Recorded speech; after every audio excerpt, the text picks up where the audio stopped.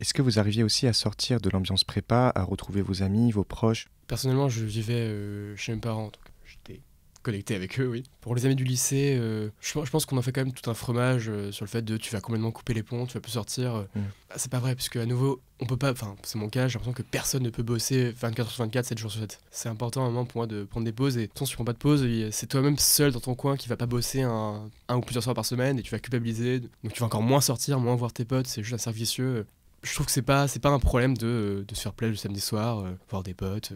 Posteriori, c'est con de se bloquer et de se dire je vais pas avoir de potes, pas sortir parce que c'est pas bien, faut pas le faire. Non, faut le faire quand ça t'aide à décompresser, à faire autre chose. Ouais. Oui, moi je rejoins à nouveau Nicolas sur ce point-là. Je pense qu'effectivement, on peut sortir. Bon, moi j'avais un rythme où je vivais la nuit, donc je travaillais jusqu'à 22h par exemple, et après je sortais jusqu'à minuit, 1h. Mais donc voilà, même si je sais que j'avais peut-être moins de temps qu'aujourd'hui pour sortir, c'était pas forcément des soirées de 5h, 6h ou toute la nuit. Je me prenais au moins 2-3 heures pour voir mes potes du lycée, ma famille. Donc même si c'est...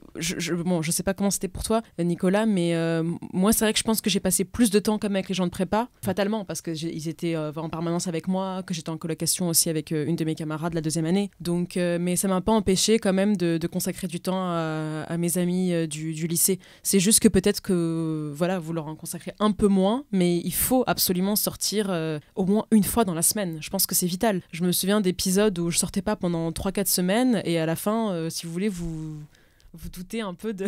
Ouais. de votre existence, tout simplement, sur Terre. Waouh, Vous vous demandez si vous êtes vraiment des êtres matériels ou pas. Commencez à voir flou. Voilà, donc il ne faut pas non plus arriver à un stade où on se sent aliéné. Hein. Il faut sortir pour rester quand même en prise avec la réalité au maximum. Vraiment, surtout quand vous êtes dans des matières un peu abstraites comme les sciences humaines ou même voilà, la philo ou même les maths, j'imagine que quand même on peut se sentir un peu déconnecté parfois quand on fait ça toute la journée. T'exploses à la fin. Voilà, à la fin on explose, donc rester dans le monde, c'est important. C'est noté. Alors du coup, on va parler un peu de ce qui arrive à la fin de la prépa, c'est-à-dire les concours. Je voudrais savoir du coup comment ça s'est déroulé pour vous, en quoi est-ce que ça change des 2 années de cours que vous avez eu auparavant. C'est quoi en fait au jour le jour de passer des concours? Donc c'est les écrits et les oraux. Les oraux, si t'as réussi les écrits avec un certain score pour passer telle ou telle école. T'es admissible Voilà, une fois que t'as exactement. passé les écrits. Exactement.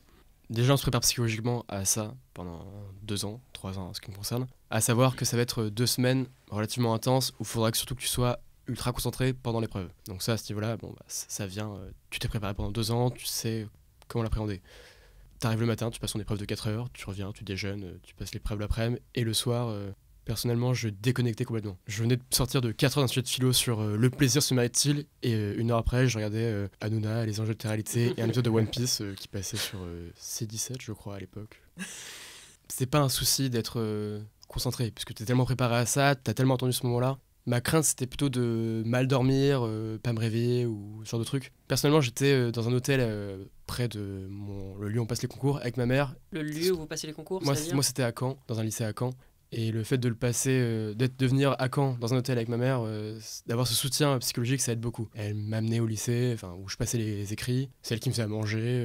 Donc c'est pas comme au bac où vous le passez dans le lycée d'à côté ou... Ah non, si jamais tu dis que tu vas à Paris, tu peux être envoyé à Noisy-le-Grand comme tu peux être amené à Louis-le-Grand ou à Saint-Louis, ça dépend vraiment de ta chance. Et l'avantage de le passer en province, c'est que tu sais dans quel lycée tu le passeras. Donc il n'y a pas de souci je vais à l'autre bout de chez moi pour le passer tous les jours.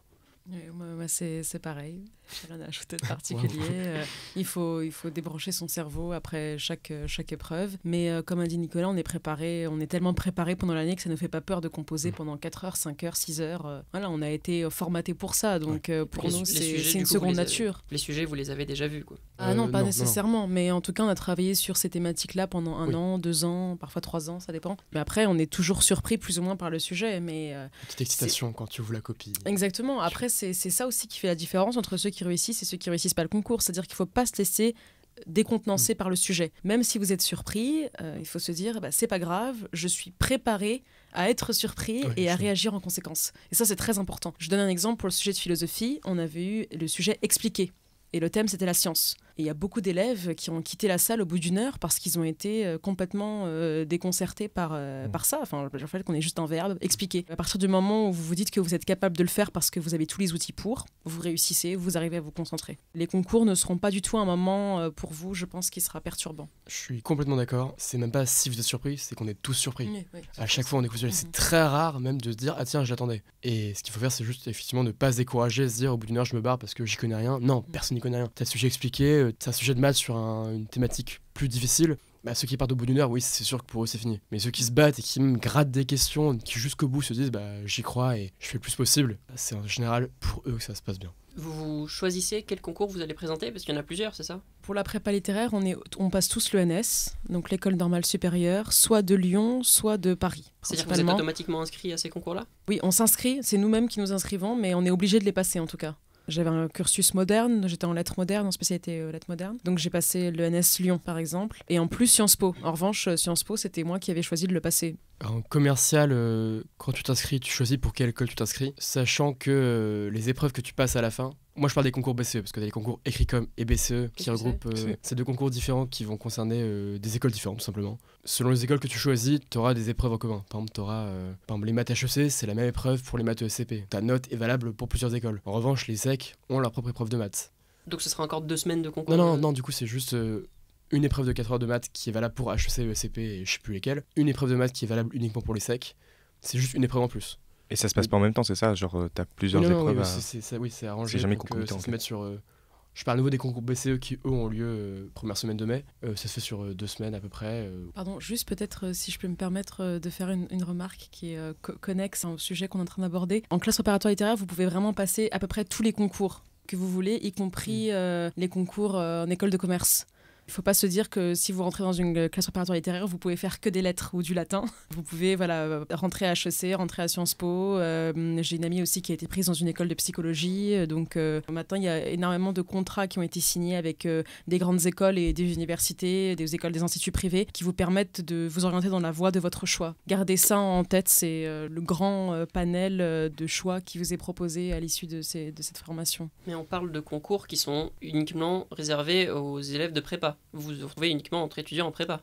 Quasiment tous ceux qui le passent, effectivement, viennent de prépa. Après, tu peux le passer en candidat libre. Mais il n'y en a pas beaucoup parce que, effectivement, on va pas se mentir, c'est le genre de système où c'est bien d'avoir un encadrement, d'avoir une méthode, enfin, le fait d'avoir des profs qui te disent comment bosser, quoi faire, ça aide beaucoup. Et les candidats libres, du coup, c'est des personnes qui sont en licence, c'est ça? Qui peuvent venir de n'importe où, je pense. Il y a même des candidats, je pense, internationaux. Hein, je pense, okay. ouais. Et c'est rare. Et alors, qu'est-ce qui s'est passé votre première présentation des concours? Donc, à la fin de votre 2e année, pourquoi est-ce que vous avez décidé de faire une 3e année?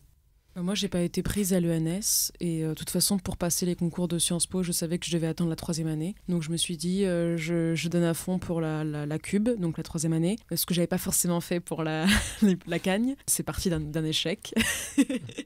Et la 3e année, j'ai eu le concours Sciences Po et j'ai été sous-admissible à l'ENS. Et voilà, je pouvais faire une 4e année, mais je vous avoue que j'étais assez fatiguée comme ça. Donc voilà. Pareil, c'était un échec, j'avais raté mes écrits en 2e année. Je viens d'une prépa qui avait un bon classement, donc forcément j'estime après mon niveau les écoles que j'espérais avoir ou que je pensais avoir au minimum. Donc j'avais passé que les 5 premières. Et... Parce que les écoles sont également classées selon critères. Oui, les écoles de commerce à la fin aussi ont un classement. J'ai raté mes oraux, okay. Donc problème réglé, j'ai cubé sans regret. J'ai passé des très bonnes vacances d'été à me dire on met tout de côté et on passe à autre chose et on recommence l'an prochain. Et ça vous a pas découragé ça à la fin de la 2e année? Moi, au contraire, ça m'a donné la niaque. Vraiment, j'ai senti que j'avais une rage de vaincre la 3e année que j'avais pas forcément l'année précédente. Donc ça m'a plus encouragée que démoralisée. Encore une fois, après, je pense que ça dépend du vécu de chacun et du tempérament des étudiants. Mais moi, non, ça m'a vraiment motivée. Je me suis dit, là, c'est la dernière ligne droite. Il faut donner le meilleur de soi-même.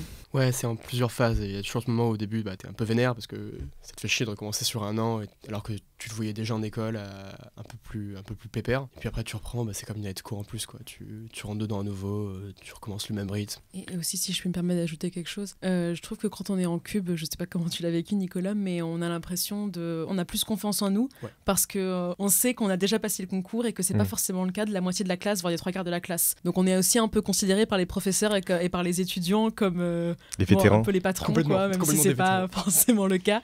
Mais voilà, on est un peu pour les les étudiants de 2e année, un peu des figures d'autorité, on est les grands frères, les grandes sœurs, et bon, je me considère pas comme ça, hein, mais je me dis juste comment ça fonctionne dans la tête des gens. Et ça, c'est vrai que ça nous aide un peu aussi à se dire qu'on en est capable, parce qu'on sent aussi ce regard qui est porté sur nous. Je trouve ça assez agréable, même comme regard, vu comme les patrons, enfin pas les patrons, comme des vétérans, ouais, non, c'est vraiment le mot que j'utilisais. Vous savez ce qu'il y a de l'autre côté, c'est ça? Oui, on sait, on a fait la guerre, quoi.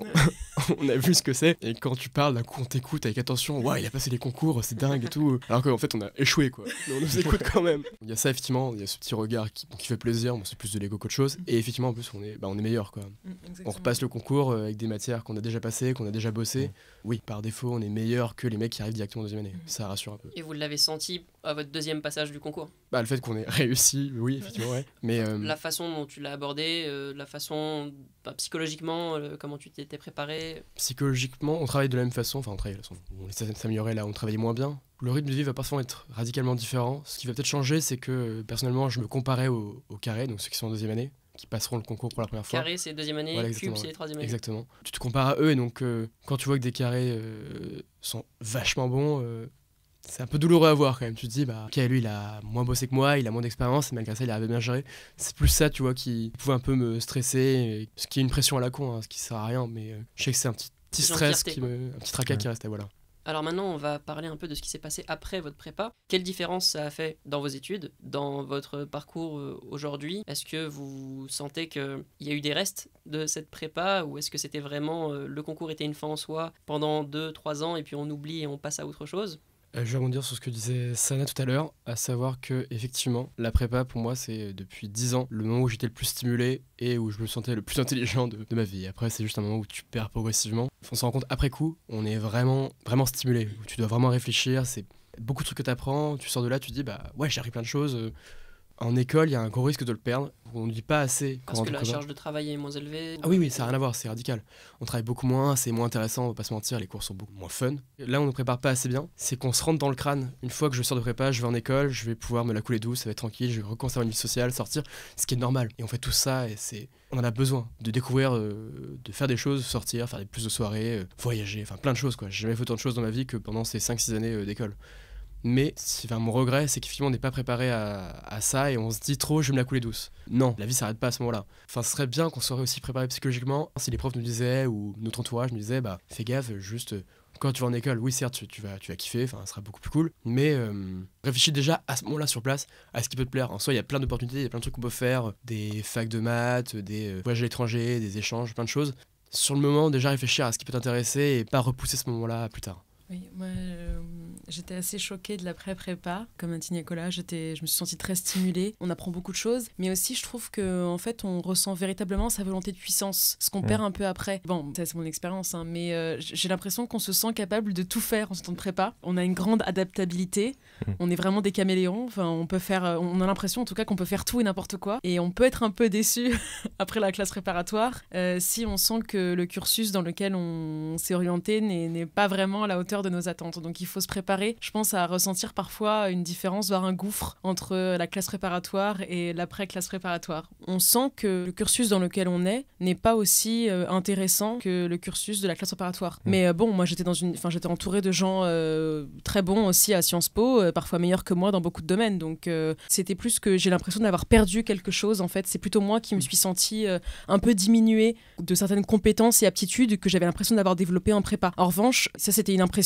juste après la prépa, mais ce que je constate plusieurs années après aujourd'hui, c'est qu'en réalité, non, ces qualités, je les ai encore. C'est juste qu'il faut vraiment en permanence trouver le moyen de les réactiver et essayer de comprendre aussi tous les mécanismes inconscients qu'on a mis en place parce qu'on a été formaté en prépa et qui nous permettent d'effectuer à peu près toutes les tâches de travail qu'on nous donne au quotidien. Donc être conscient de ça et aussi parfois les raviver quand on les laisse un peu de côté parce que justement les trajectoires qu'on suit après la classe préparatoire ne nous encouragent pas forcément à les convoquer.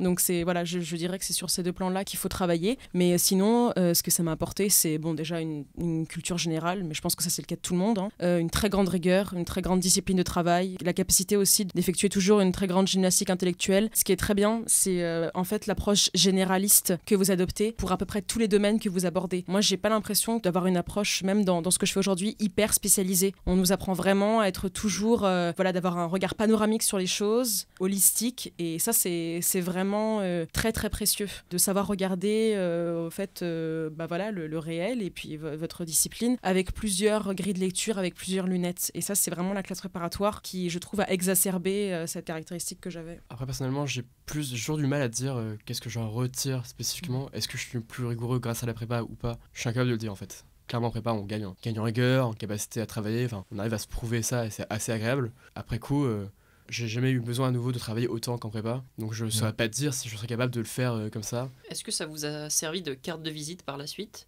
Est-ce que ça vous a ouvert des portes au niveau universitaire, mais aussi au niveau professionnel? Quel effet ça fait en fait d'avoir fait prépa aux yeux des autres?